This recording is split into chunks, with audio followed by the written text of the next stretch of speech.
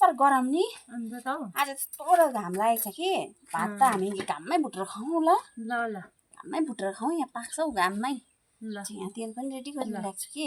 ल पाक्छ हौ है तेलमै उयसमै घाममै पाक्छ घाममै पाक्ने घाममै पकाएर खाउँ बरु नि किन ग्यासको खर्च गर्नु पिठामा ल आम्मा हो मैले भने होइन हो अन्त यस्तो डरलाग्दो घाम लाग्यो हो मैले भने होइन आम्मा लु ए ग्यास त नचाहिने यस्तो घाम लाग्यो नि त है ग्यासको किन खर्च है ए लु हो ग्यासको किन खर्च लु पाक्यो त अन्त आम्मा लु है त अन्त यति भने के डरलाग्दो घाम लाग्यो न पाक्यो ल भात पनि भुटेको भात पनि है गरेँ अन्त गरौँ भएको छ अन्त मोने जस्तो नि कुखुराहरू पनि के गरममा आएको नि यस्तो